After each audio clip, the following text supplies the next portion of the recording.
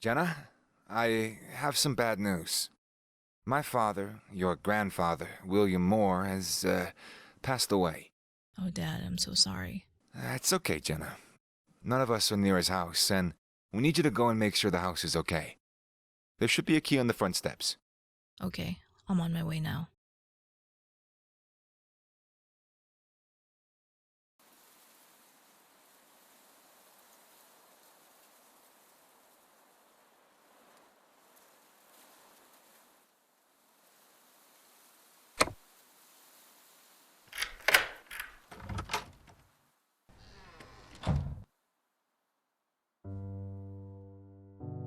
I wonder what this opens.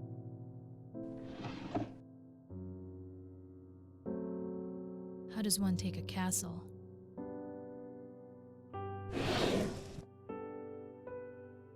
My dear friend William, it has been too long since last I wrote, and it appears my wish to see you again may come true sooner than expected. I just wish it was under better circumstances.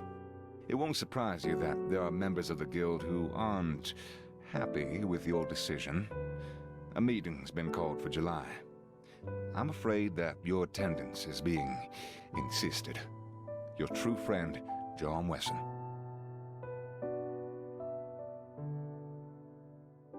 Dear William, I know this day is always hard for you, and I hope you know that I'm thinking of you. I can't believe it's already been 25 years. I have often thought of that long evening the three of us spent in the park, watching the stars. It feels like a lifetime ago, but I still remember her laugh as though it was just yesterday. Life can be so unfair. It's a cruel fate that put an end to nights like those, and an even crueler one that left you to raise those children alone. I'm glad you married again. You deserve to be happy. This is why I beg you to reconsider. I can't lose another friend, and the guild needs you now more than ever. I hope to talk soon. Signed, Willow Green. Locked.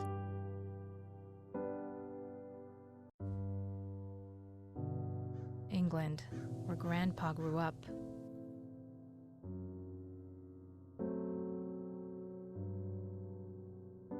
I never did beat Grandpa at chess. I guess He one bet can me that take I a couldn't castle. beat him until I was 18. I could never do it. It was like he was several moves ahead at all times. Grandpa never smoked. He must have had a visitor.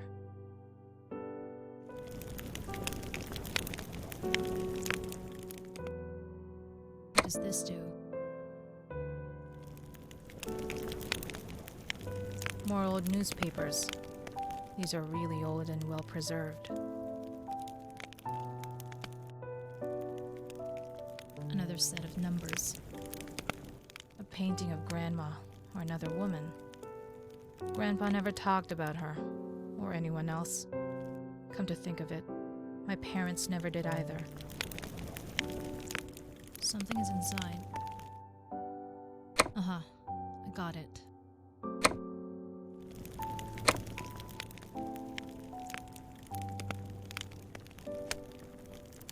What could this mean?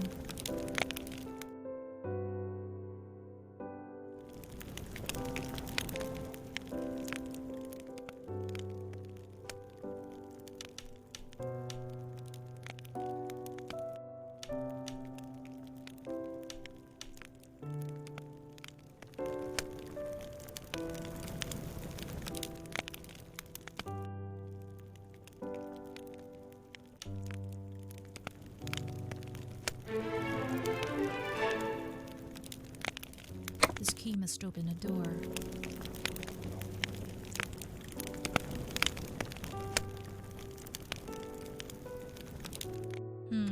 Locked. This is locked. Locked.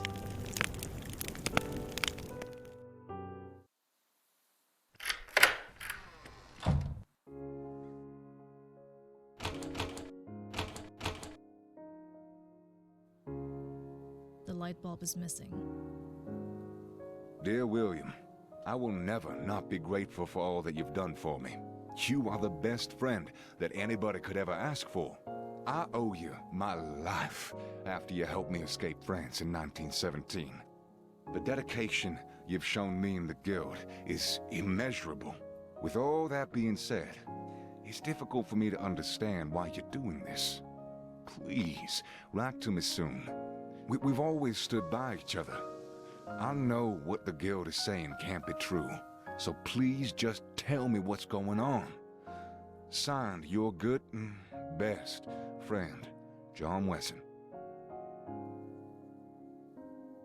Looks like Grandpa. Is this our great-grandpa? Picture is too old to be Grandpa.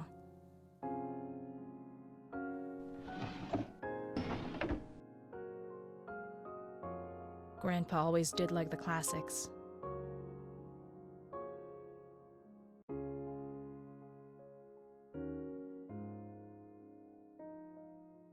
I wonder what no press, up, press means. Dear William, I must confess something that I wish I told you years ago, but just never knew how. After Margaret left, I tracked her down. I know you asked me not to, but I just had to know why. She moved to Florida in the 80s, married an older man who had a couple of kids from an old relationship. She died in 1993 from lung cancer. You always said smoking would be the death of her. I'm not sure I should have told you this, and through a letter isn't the best way to hear this news. But with how long it's been since we last saw each other in person, and with all the uncertainty at the moment, I thought it better to tell you sooner than later. I hope the closure brings you some comfort. Lots of love, Willow Green.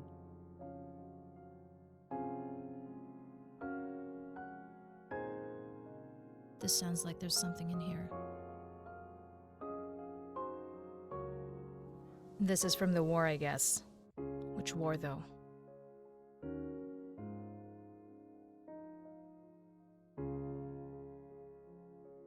I wonder what no press, up, press means.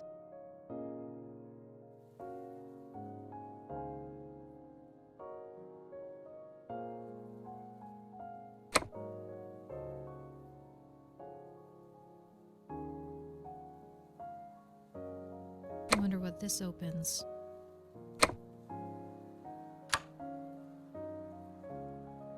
That's a lot of old newspapers.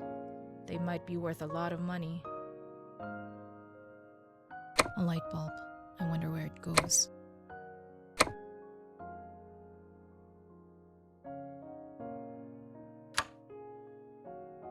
Is this a painting of the Crimean War?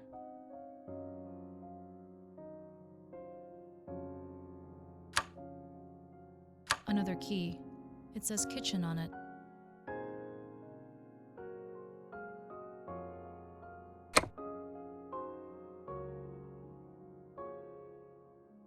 I never noticed this painting before.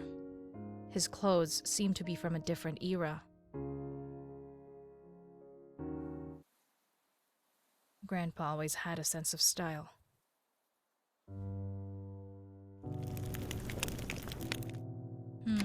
Locked. It looks like this is locked. Looks like the house was modernized. Still feels really old, though.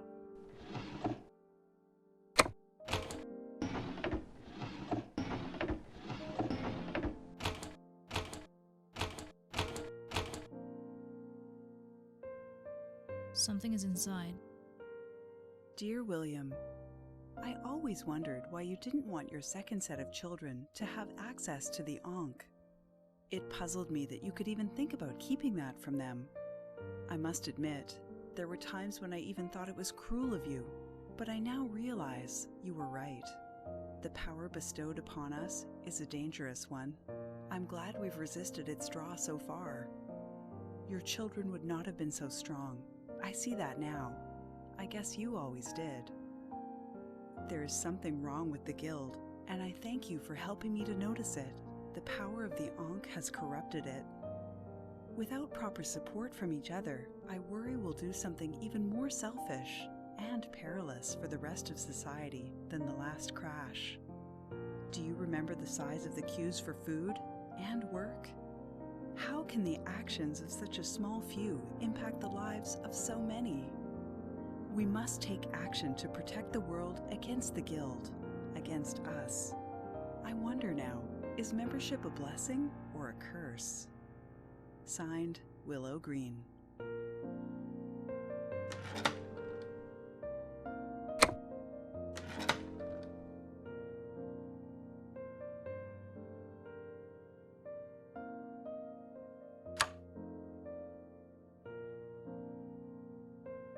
The light bulb is missing.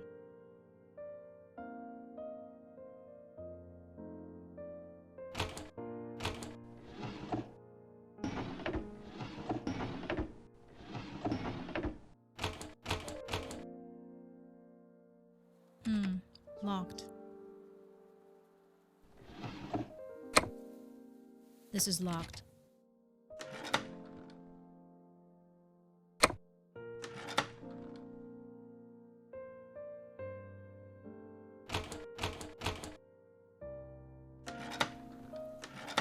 When you were finished talking to the Guild in 1952, I thought they would throw you out, or at the very least, take your ank away. I've never seen you more upset. What the twins did was well outside of what the Guild normally accepts, and they knew it. Just because they found a loophole on a technicality doesn't mean the Guild shouldn't have taken action. After that, we all knew the rift in the Guild's leadership started to diverge. The rift was forming for decades, and your tribunal seemed to solidify it. Now look at what it's become. Signed, John Wesson.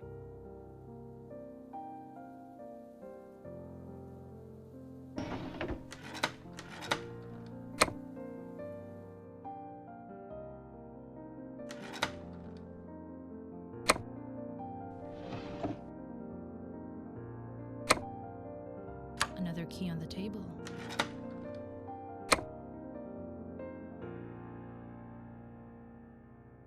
Something is inside.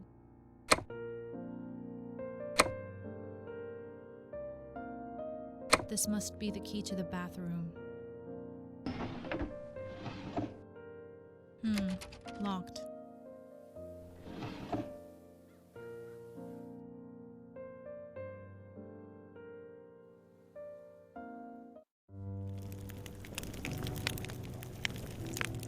This is locked.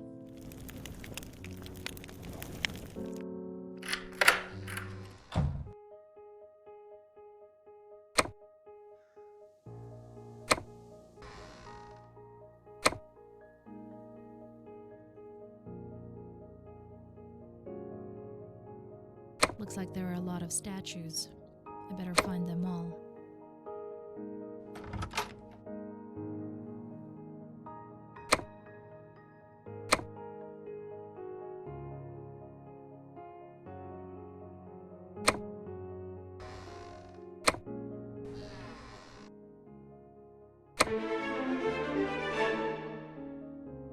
Look, the box is unlocked. I bet this opens up the closet door.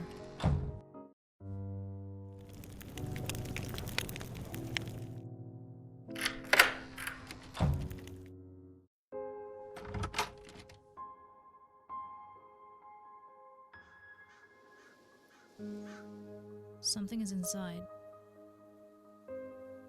Something is inside.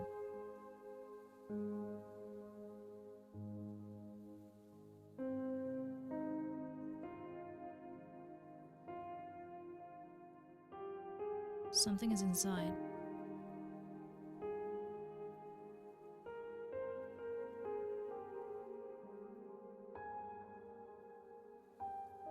You have a great-grandchild. Her name's Ellie, and she's healthy and beautiful. I know the past is difficult to leave behind, but Julie wants you to meet her. The whole family wants to see you. You owe them that at least. You won't always have this chance to make amends. I wish more than anything that I rebuilt the bridges I burnt with my family while I had the chance, and I'll regret it for the rest of my life. Don't make the same mistake. They want to see you. Signed, Willow Green.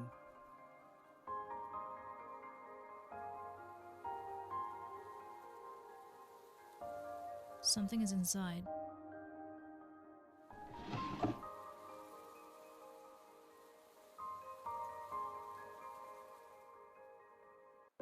Something is inside. Something is inside.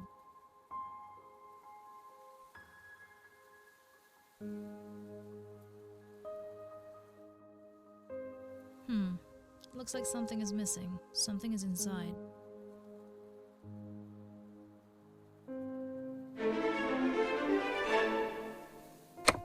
Another key. I wonder what this opens. Something is inside. Something is inside.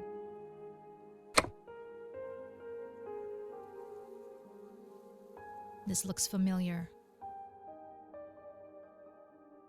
Another key. I wonder what this opens. Something is inside. I bet this goes to one of the bedrooms upstairs.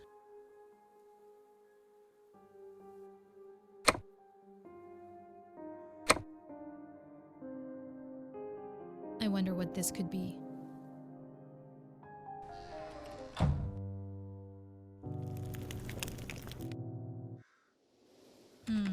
Locked. These are probably all collector's items.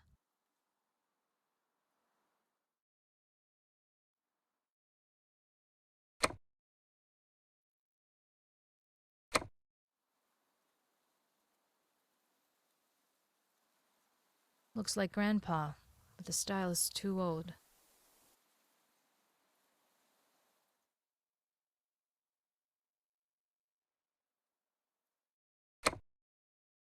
This house is old, but I don't know how old. I think it was retrofitted with electricity after it was built.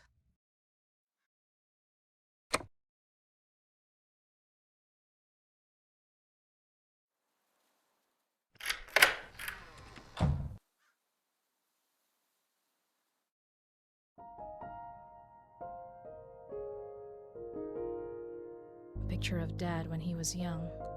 This was his room.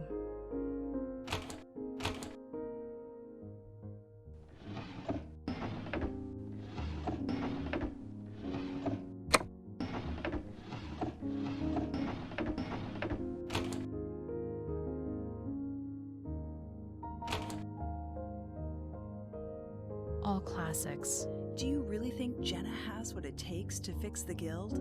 She's an amazing young woman, but she's practically still a child. What makes you think she'll be able to do what we've both failed?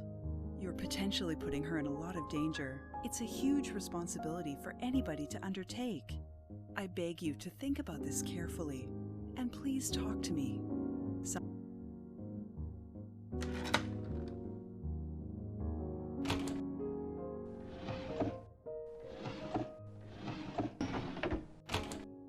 The light bulb is missing.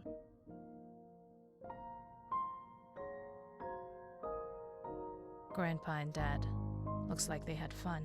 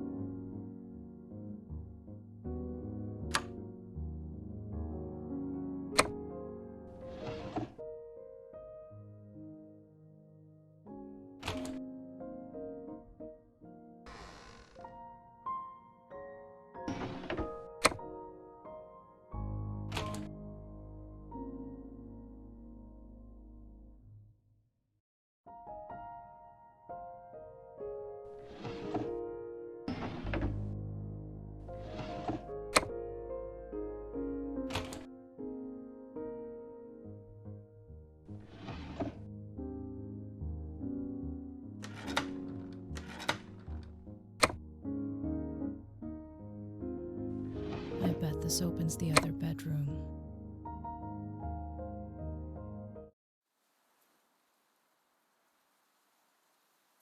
Where have I seen that second man before? He's famous.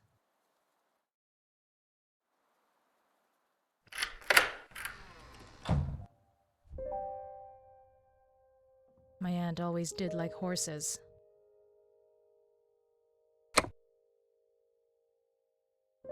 Dear William, I had a meeting with a few of the Crows. They threatened to take the insurance business away from us.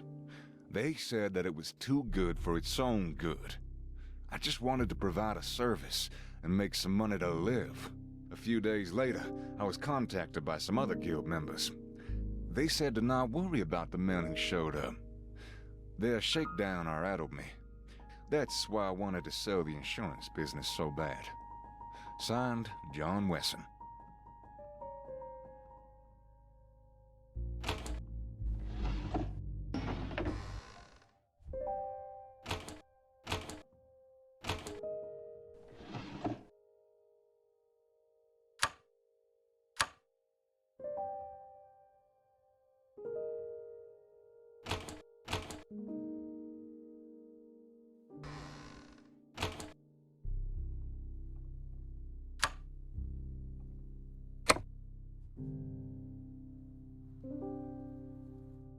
My aunt, always stylish.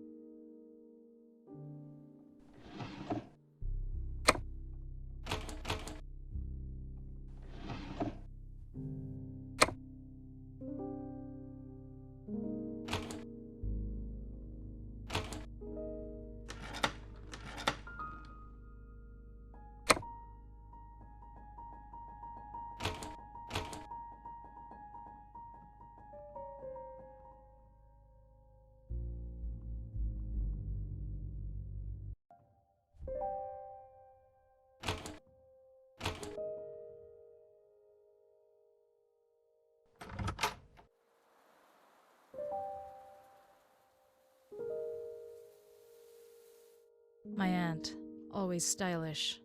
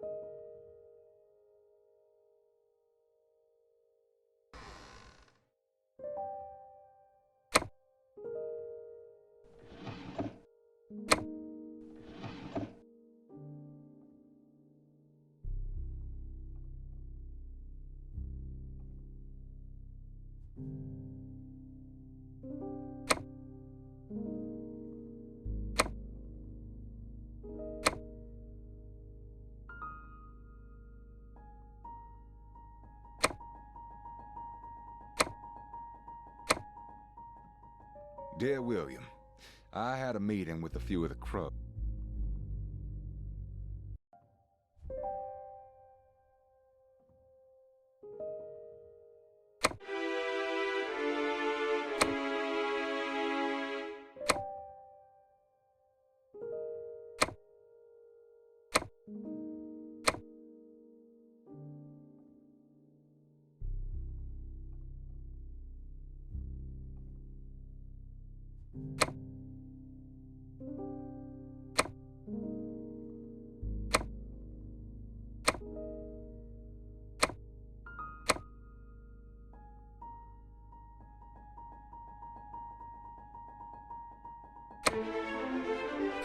this opens the master bedroom.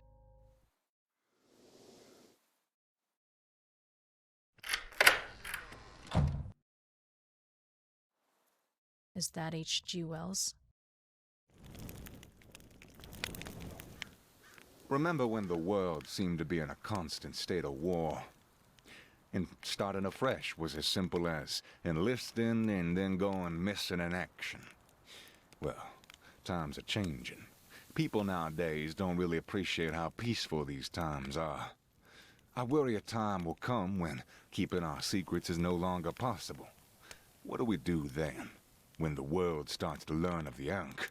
Signed, John Wesson.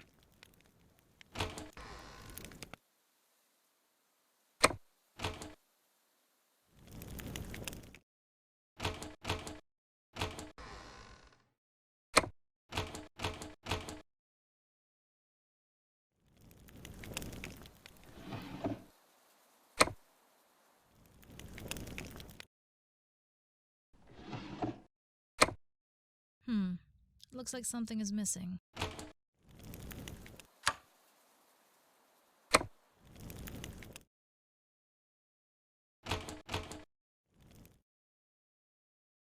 Did I ever tell you I saw Mary in New York after we left Europe? Heh, must have been 20 years since I'd last seen her. She looked so different, so much older and more frail. She saw me. She even said my name. I pretended not to hear her and walked past. I felt awful, but how do you even begin to explain? She looked sad as I turned around the corner. I always do wonder what would have happened if I'd been honest to her all these years ago, and I just told her about all the Ankhs and the Guild. Signed, John Wesson. Something is inside.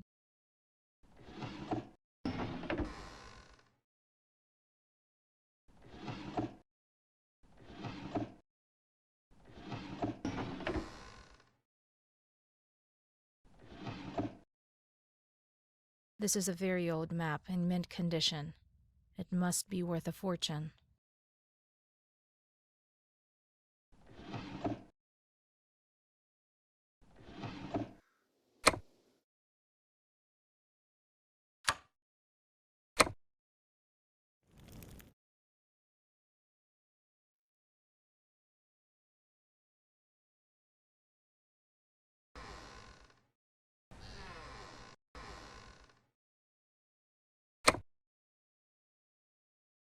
This looks interesting, but it needs a record on it.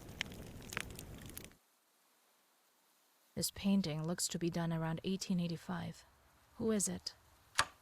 Wait, when was my grandpa born? When were his parents born?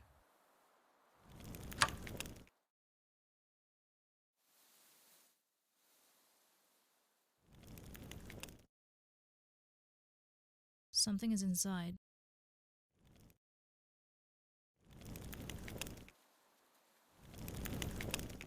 Grandpa always made his bed no matter what.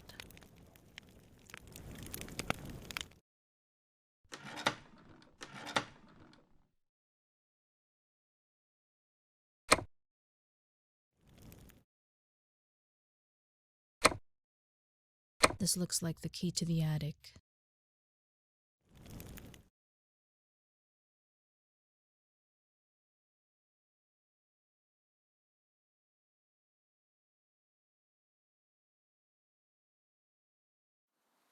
It seems I have to reassemble the machine.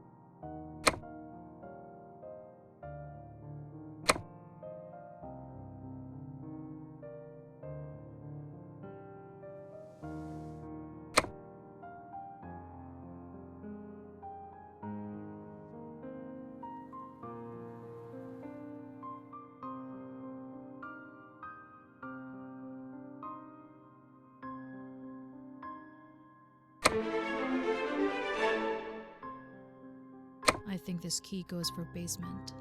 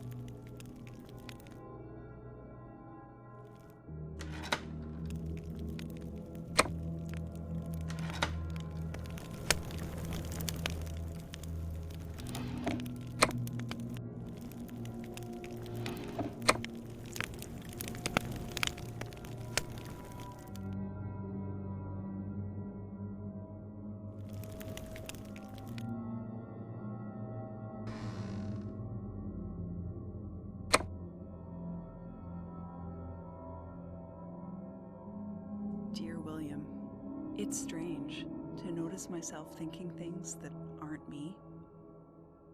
The lust for power the Ankh imbues in all of us is growing within me, but I'm still me enough to notice it. You have always been a calming force. I hope we can speak soon. I fear if we leave it too long, the influence of this damn Ankh will corrupt my every thought. Lots of love. Willow Green.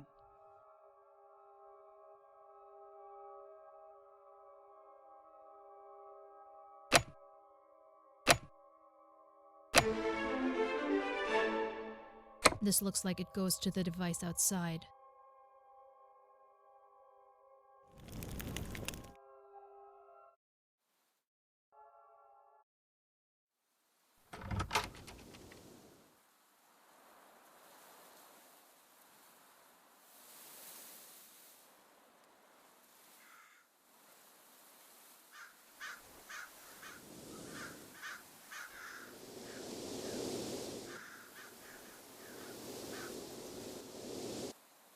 I bet this goes in the gramophone upstairs. What does it say? Looks like there's something in the basement. It looks like this is locked.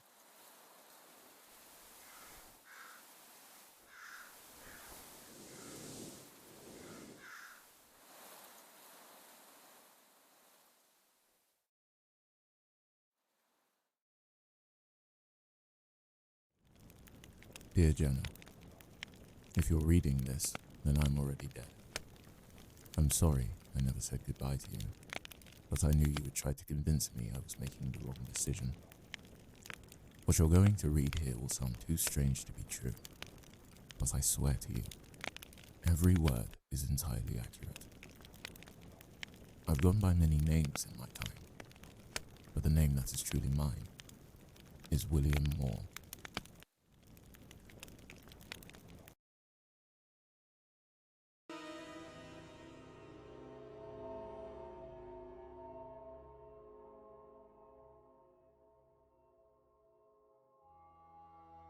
I was born in 1835 in Newcastle. It was an exciting time for the city. Buildings were being knocked down to make room for great grey stone structures. The Industrial Revolution was in full swing, and the city and its production grew every year.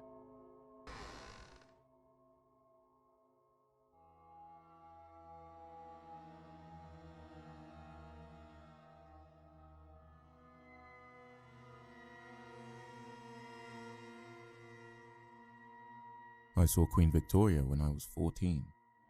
She visited Newcastle to open the new railway station, and everyone came to see her. I never felt the hunger pangs of poverty, but we were by no means wealthy.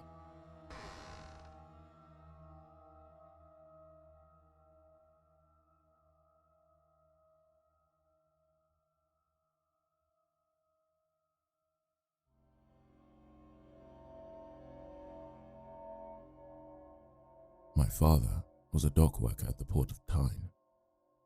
The North was built on workers like him.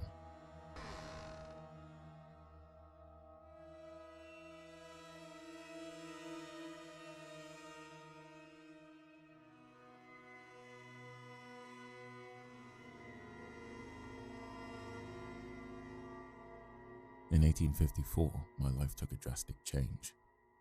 A fire broke out across the city, burning down many of our friends and family's homes, and Britain was at war with Crimea.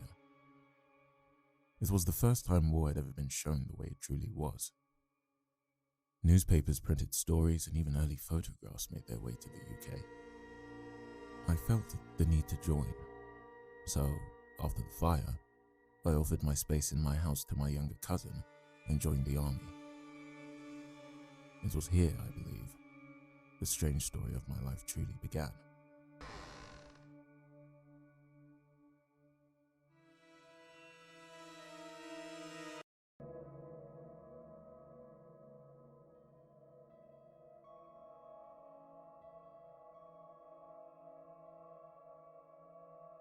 One day, I was on patrol and stumbled down a pit, and at the bottom I discovered a wounded Russian soldier. He had been shot in his abdomen and had already lost a lot of blood. Standard protocol meant I should have killed him as soon as I saw him, but he was no threat, and he was going to die anyway.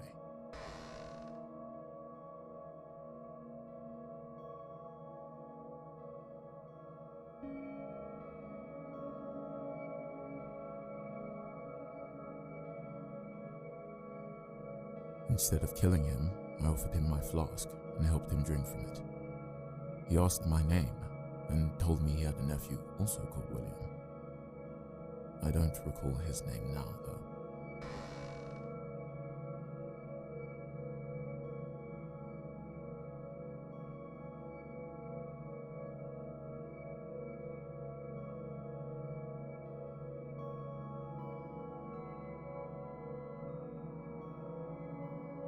From his pocket, he pulled out a golden amulet.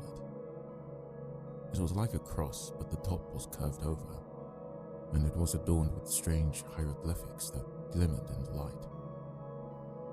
He called it his ankh and pressed it firmly into my hand. He told me a story not entirely unlike the story I am now telling you. How he had lived for hundreds of years, and that the ankh grants almost everlasting life.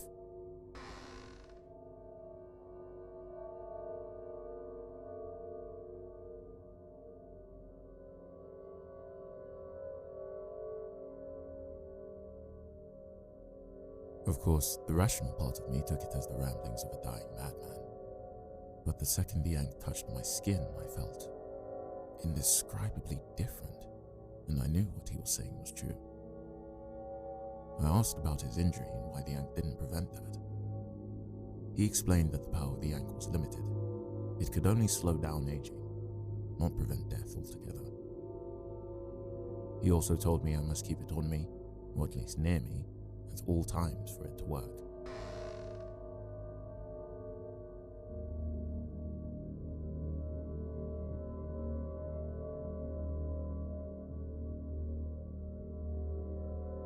He had a backpack with more gold in it than I could even imagine.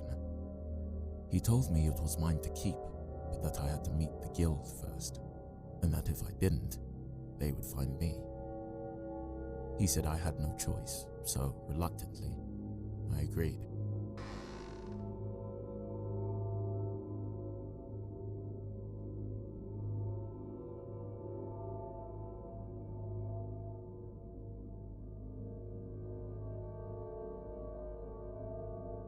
His final words were words of warning.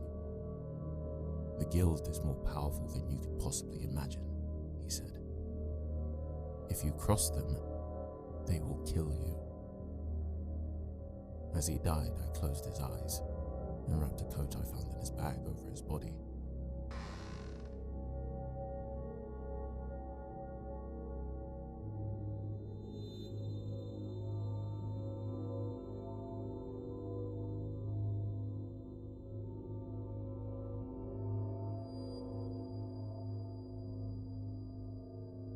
I walked south toward the coastline as he instructed.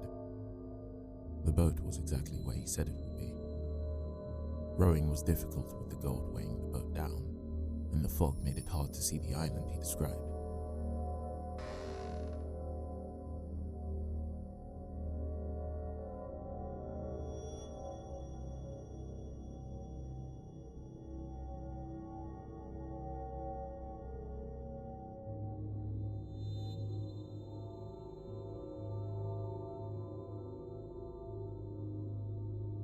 But eventually, I found it, and I found the square stone he said would be on the island's west coast. The stone was even larger than he described, a monolith facing out toward the sea. The same hieroglyphic patterns that were on the strange relic in my hand also covered the stone. As he instructed, I then lit a fire in front of it.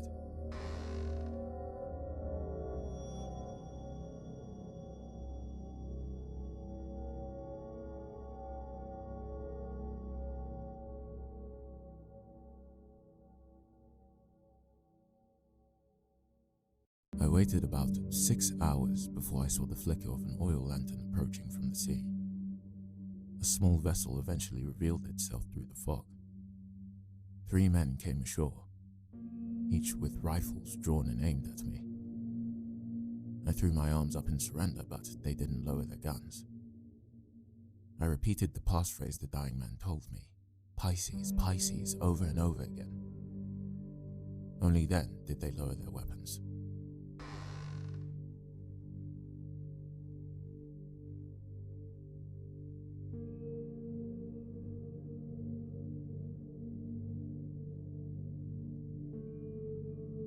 They asked who I was, and I explained how I'd come to be here and what had happened to the man. They shared a look with each other before telling me to board the boat. That was the last thing any of them said to me for a journey that lasted days.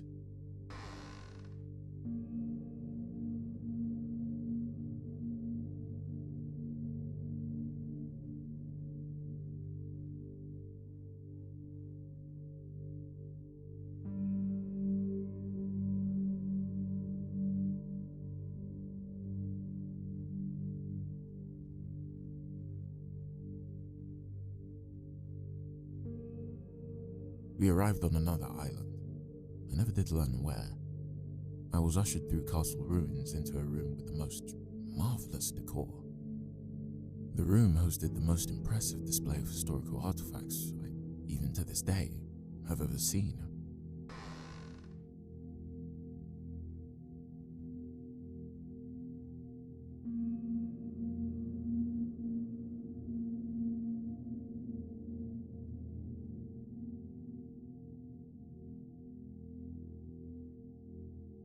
There were Roman and Greek sculptures that would be the prized possession of any museum nowadays. Their condition kept immaculate and preserved through the ages. The walls were covered with paintings from many different cultures and art styles. A grand table laden with golden chalices and glistening silverware stretched the length of the room.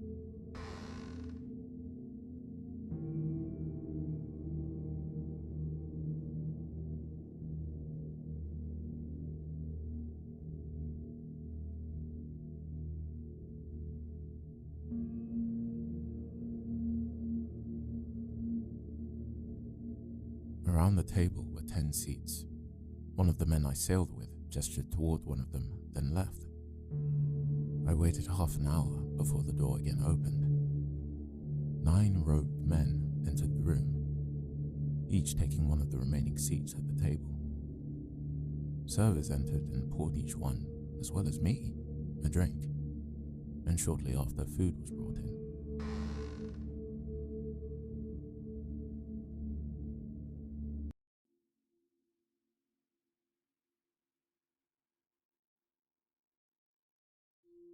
Then attention shifted toward me, and the interrogation began. I retold the story of how I got to be here. They were friendly, but insistent, and if I didn't answer something to their satisfaction, they probed for further detail until I did. Some of the questions were not even related to the dying man, but were philosophical or moral questions. After 2 hours of deep interrogation, they seemed satisfied.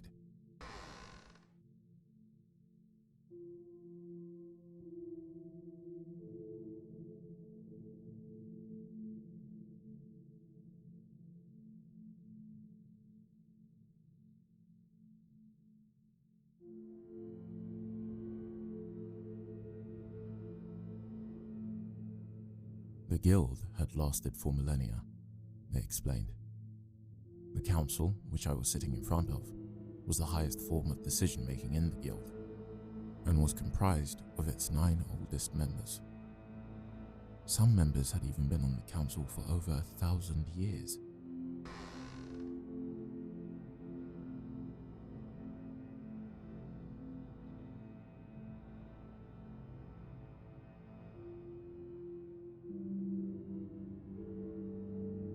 They then told me about the object I had in my pocket.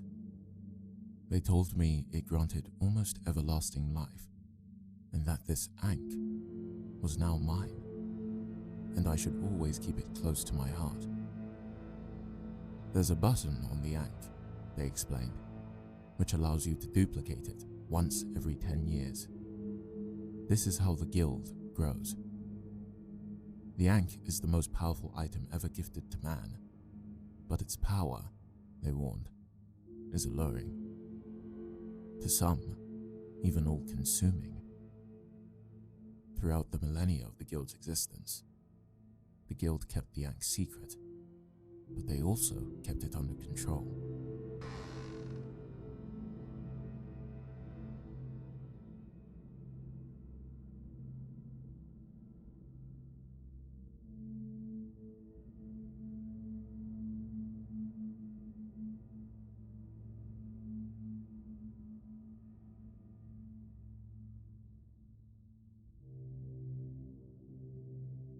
Many people became corrupted by the ankh.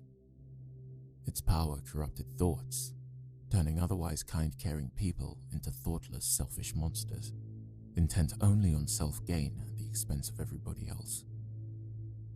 They had a name for people who were beyond saving from its influence. The Crows.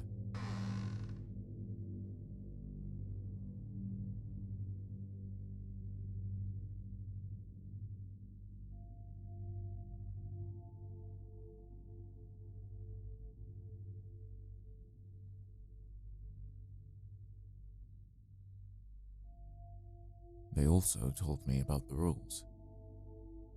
Most of them, understandably, had to do with avoiding attention. The secrecy of the guild and the power of the ankh was the most important thing, and the lengths they would go to maintain this secrecy were violent and excessive. If I wanted to get married and have children, I had to have my wife approved beforehand. They told me I had to change my name, that I could never go back home, and that I would never see my family again. The punishment for doing so, they said, was death. I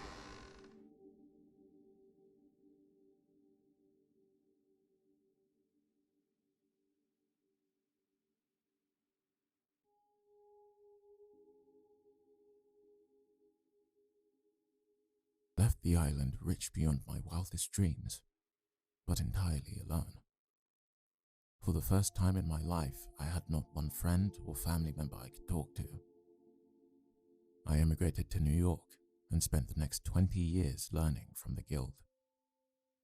I learned how to invest and how to stay anonymous. I met my lifelong friends, John Wesson and Willow Green, both members of the guild themselves. Though I did miss my family, life was good and peaceful.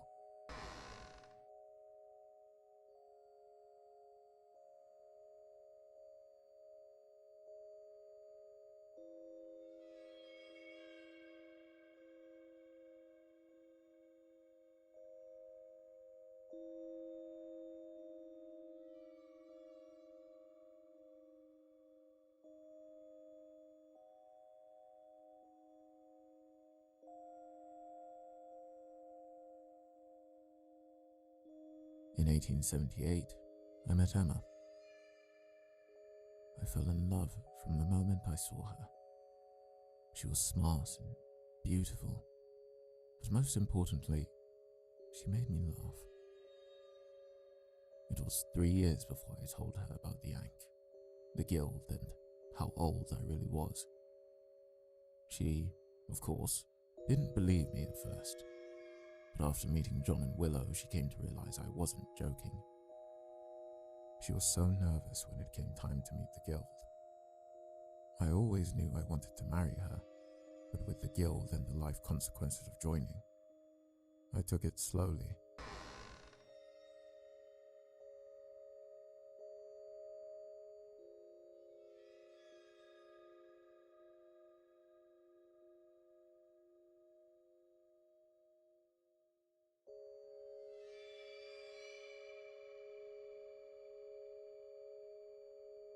She was given the task of delivering a case full of gold across the country. She was told the value of it and promised that it was entirely untraceable, and that, if she wanted, she could leave with it forever and there would be no repercussions.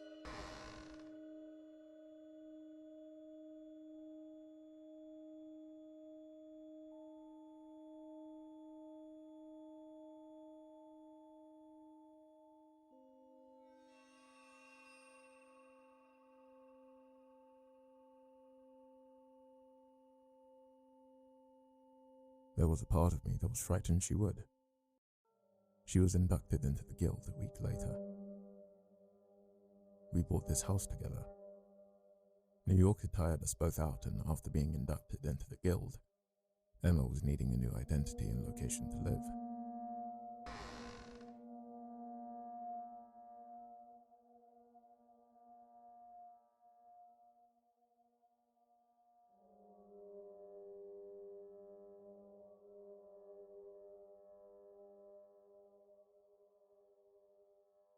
Life with Emma was perfect. She continued to make me laugh, and every day I was excited to discover something more about her. I felt like the luckiest man in the world, knowing that this dream I was living would last for hundreds, possibly even thousands of years. You probably wouldn't believe it, but this house was new once. The estate you see around you now, with its modern brick buildings, noisy children and cars on every driveway, was once our humble farm.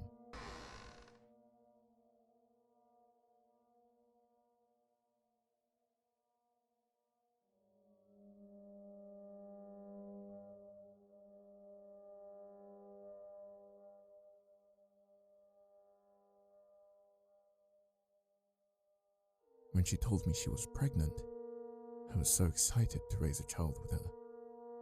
We talked endlessly about what the child would be when they grew up, how they would put an end to war and poverty, how they would raise their own family and we would have a town full of grandchildren and great-grandchildren to watch over.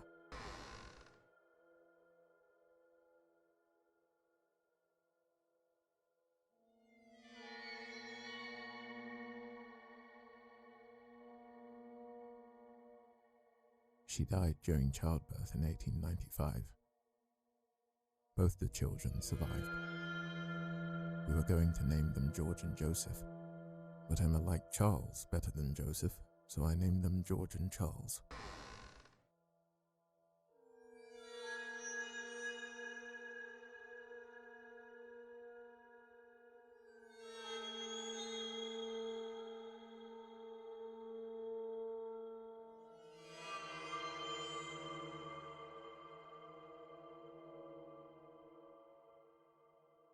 It was hard raising 2 children on my own.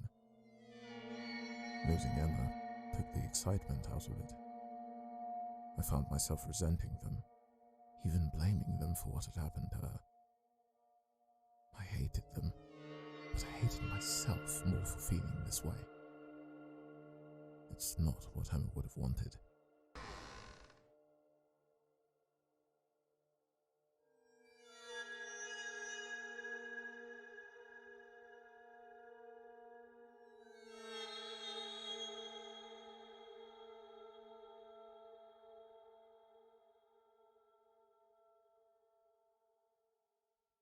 neglected them and buried myself in work as a way of distracting myself from losing her.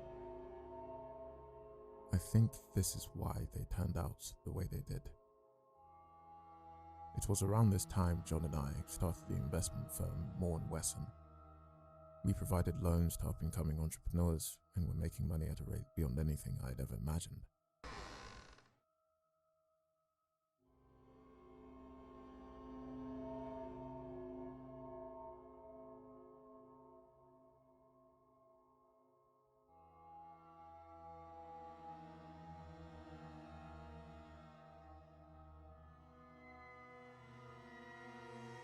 At the outbreak of the First World War, John and I decided to enlist. The things that were happening across Europe, how could we do anything but join? The twins were old enough to live without me, so I sold my shares of the company, left them both with a small supply of money and gold, and hoped to never see them again. John had mastered the art of forging documents and created fresh identities to use after the war.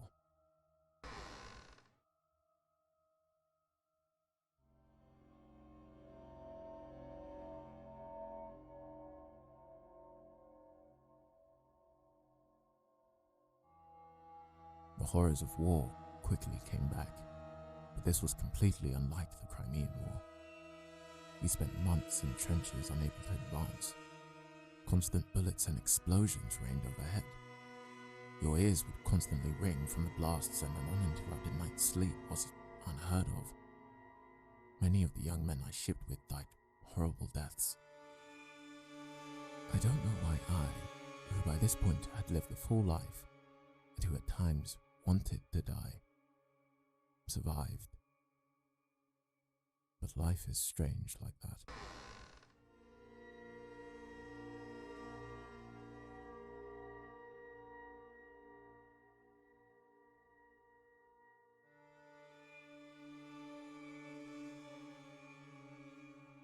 When the war was nearing its end, John and I faked our deaths and returned to America. I moved to Chicago and John moved to California. I was going by Joseph at this time. It seemed like a nice way to honor Emma.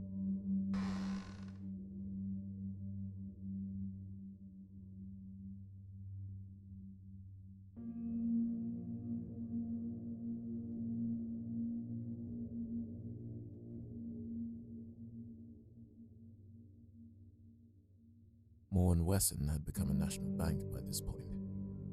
There are branches in most cities across the country, and would you believe it, there right at the front, above the counter in every branch, was a picture of John and I. People often commented that I looked just like William Moore, and I'd always reply that he's old enough to be my father.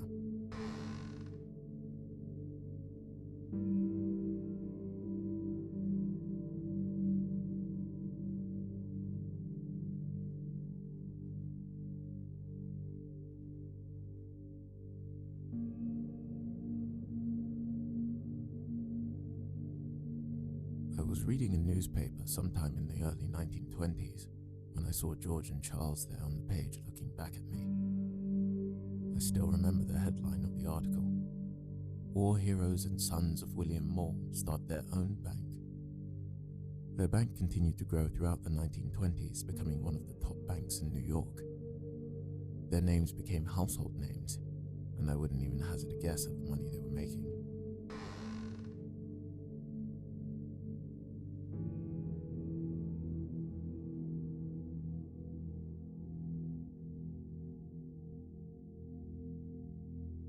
But there was something else I noticed when I saw them in the paper. Something worrying. They looked exactly the same as the day I left them. Young men approaching their 20s, not adults aged by life and war. I knew instantly they had used the Yank. I wrote to John asking if he knew about this, and he agreed to look into it for me. The guild had a way of knowing when an Yank was duplicated, and it turned out that my Yank had been duplicated in 1913. The guild made contact with them the same year, and they were inducted before the war started.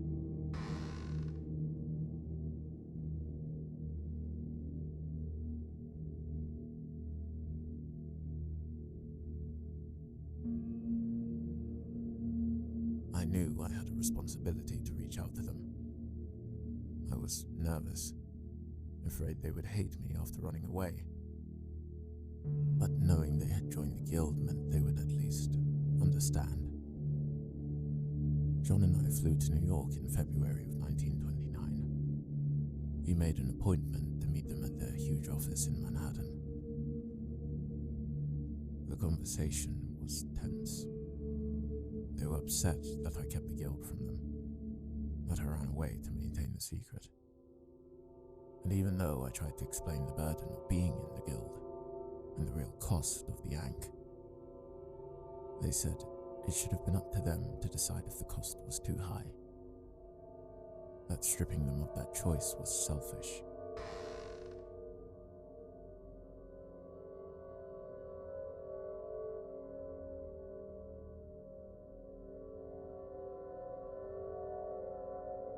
Perhaps they were right, but I knew since they were young children that the power of the Ankh would corrupt them.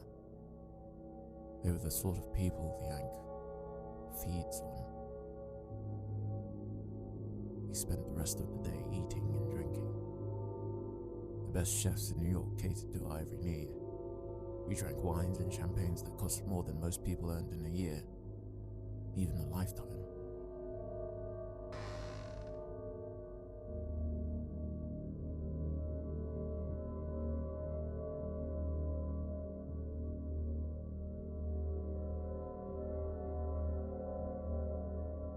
George and Charles had chosen a life of opulence. They wore it well, as if they had always been part of the elite. I asked how they knew about the Ankh. It turned out I hadn't been as good at keeping secrets as I thought. They discovered some of the correspondence I had over the years, and, of course, weren't entirely blind to the fact I hadn't aged. They found the Ankh one day while I was asleep and duplicated it. I should have done more to keep it secret, but how do you keep a secret like that from your own family?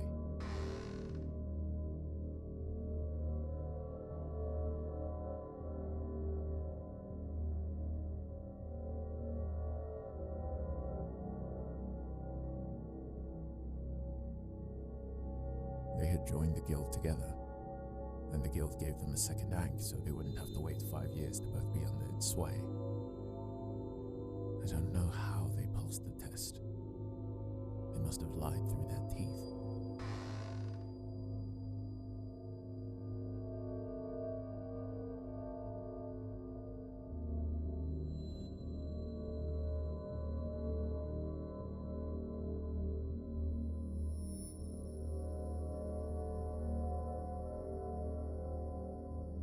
After conversation moved on from the guild, they told us about their business, how the loans they were creating were basically worthless.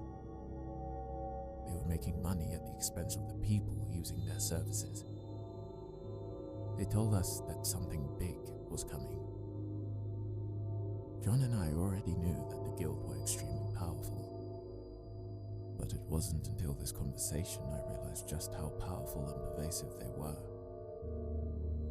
All of the top bankers in the country were guild members, and a great many of them had already been corrupted by the Ankh.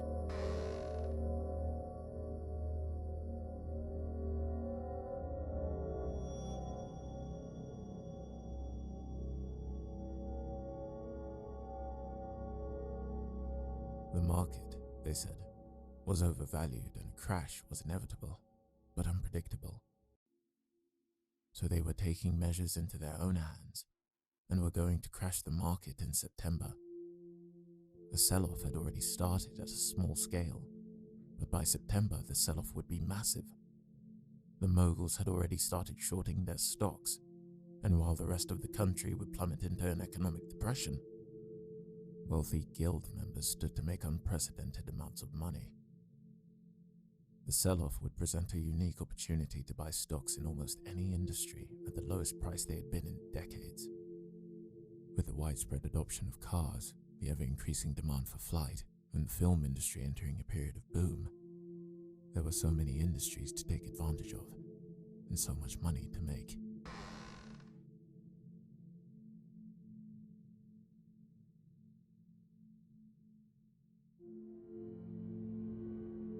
John and I were shocked. We implored them to reconsider and warned them of the effect that would have on ordinary people, but they wouldn't listen. We spent weeks devising ways to stop the ploy. Countless hours spent arguing with the guild, begging them to do something. We weren't surprised to find out that it was the Crows behind the plan. Nor were we surprised to find out the twins had joined the faction. We were, however, surprised to find out just how powerless the guild was to stop them.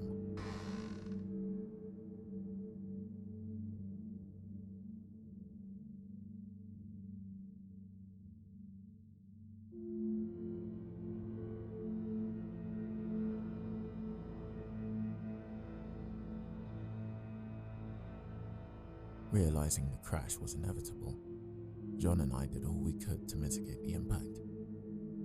The loan company we had started some 15 years earlier was now a national success with a huge number of employees.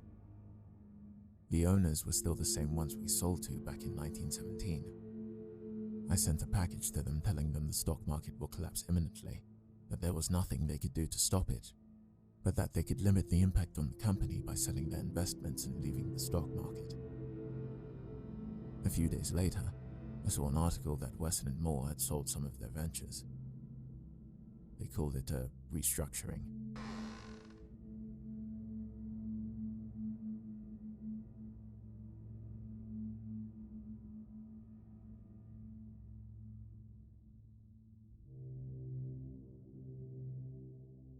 And when the Wall Street crash came in September, Wesson and Moore managed to remain open, keeping the majority of its employees in work across the country.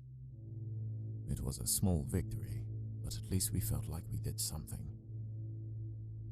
During the height of the crash, the twins faked their death by jumping out of their office window. Suicide was commonplace for Wall Street investors in the period. A part of me wishes they really did jump. After what they did to the country and the rest of the world, they really deserved to carry on living. And not only living, but living a life of luxury, with more money than most people could even dream of having.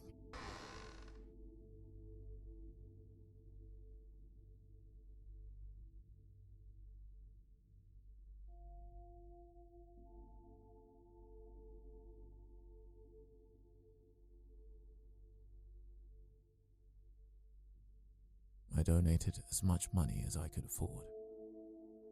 Working within the guild, we set up soup kitchens across the country. Bread lines formed, sometimes for miles. They helped, and thanks to their work, many people who would have otherwise died from starvation survived. But it was still not enough. The global economic and political situation was dire, and most people knew that a war was coming. I spent the 30s traveling the world. Flying by airplane was magical and opened up so much of the world to me. When I joined the Crimean War all those years ago, I never thought I'd make it past 25. And yet in 1935 I celebrated my 100th birthday.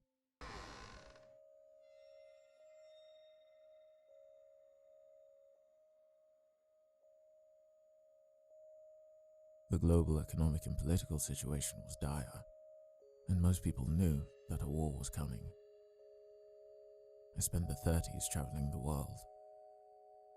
Flying by airplane was magical and opened up so much of the world to me. When I joined the Crimean War all those years ago, I never thought I'd make it past 25. And yet in 1935 I celebrated my 100th birthday.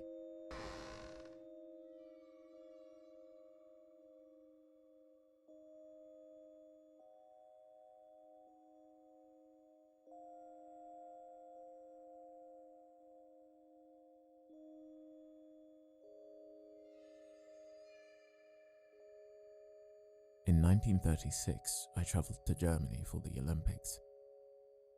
The event was grand. The Germans had built stadiums on a scale I'd never seen before. The event was televised across the world, and it looked immaculate. Despite how it looked, it felt completely different. The swastika hadn't yet become the symbol of hate we recognize it as today, but rampant nationalism could be felt in the air. The German papers condemned attendance and the participation of black people and Jews.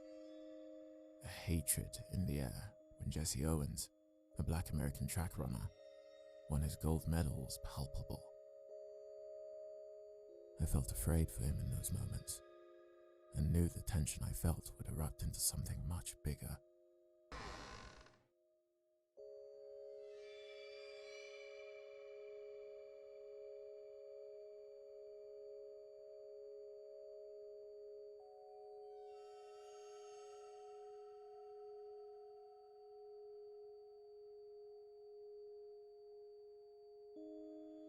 And in 1939, it did.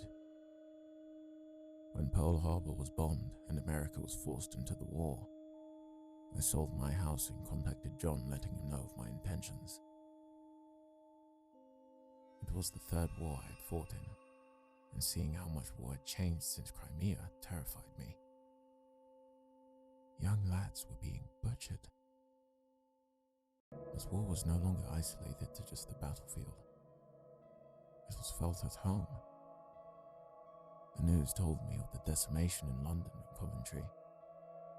My home country, which I always loved, was being destroyed.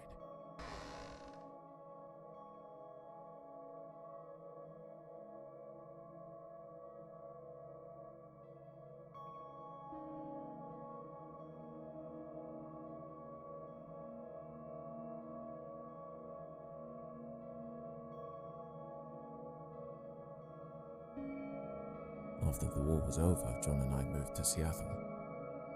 I developed what we now call PTSD, but back then we called it shell shock.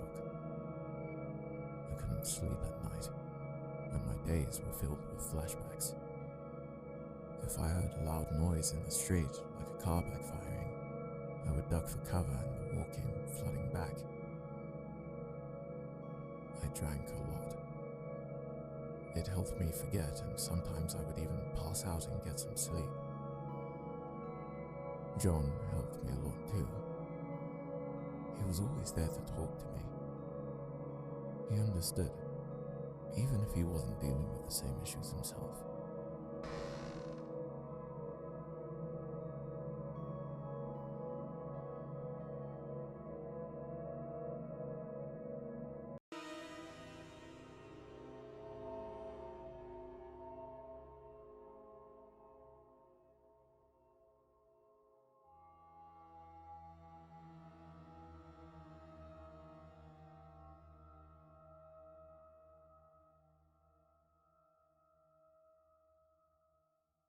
Living forever became lonely, and I needed to share life with somebody else.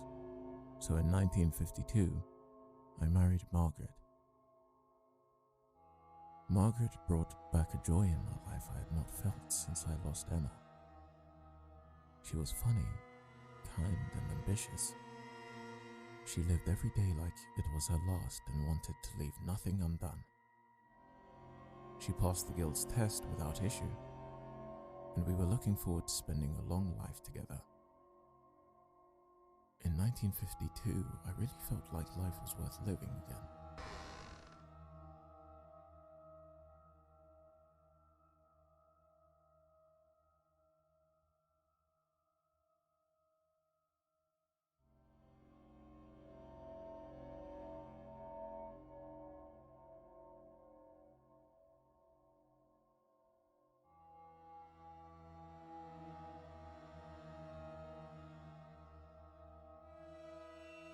I moved back to New York, into the house I had purchased so long ago. It felt like home, familiar in an unfamiliar time. I really appreciated what I had in those years, and I also appreciated all that I had seen, and what had changed in my long life. Technology had come so far. There was still the part of me that grew up with oil lanterns that thought of it all as magic. We had 2 children, your aunt, Rose, and your father, Frederick. I loved the both of them so much.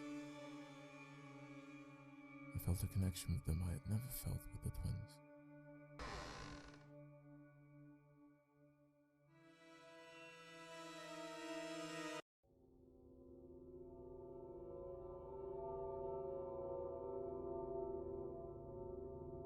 Life was blessed until Margaret started to change. She started drinking more. She became detached and depressed. Medication didn't help. If anything, it made it worse. Made her numb to the good times, but still she absorbed all the bad. I knew it wasn't her. The Ankh was corrupting her. I did all I could. Spoke to everybody I could in the guild to find a way to fix her, to bring her back to herself. But nothing worked.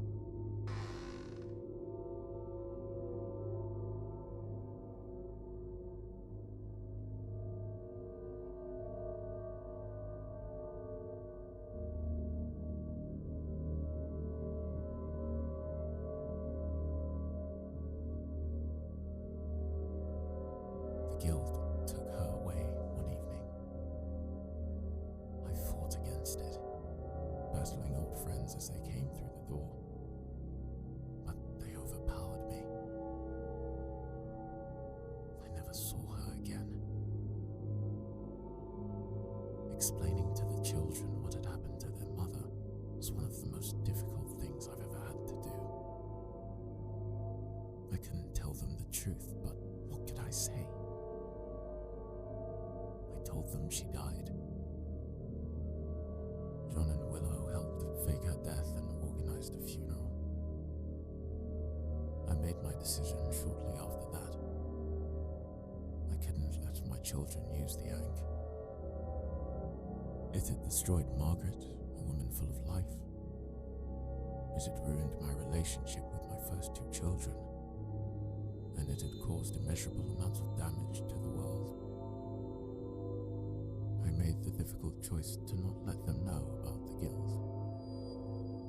Knowing they would grow up and one day die before I even appeared to age was hard and filled me with guilt. But I had no other option.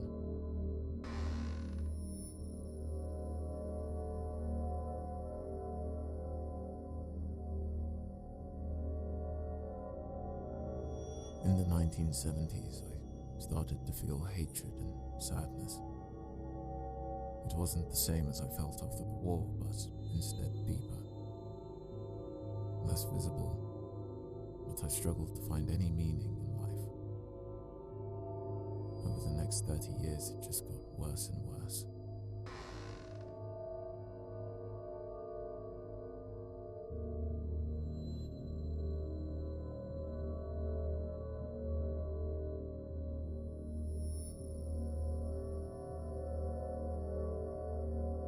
In the 1990s, my grandchildren were born. I should have had many grandchildren by now, but these were the first that I was aware of. When I saw you and your brother, I felt such love and adoration. But I couldn't feel happy.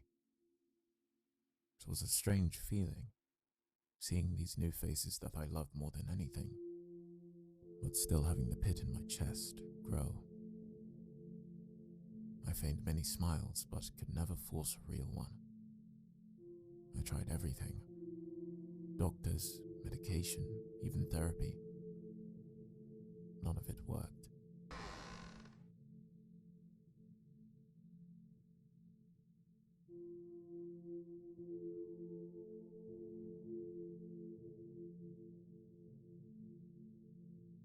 Eventually, sometime in late 2010, I decided that it was time to let go. It felt like I was completely shut off from humanity. I have lived a good, long life. I've seen the world, seen mankind at its best and at its worst. And I've seen technology advance beyond what even the most ambitious thinkers dreamed it would ever be.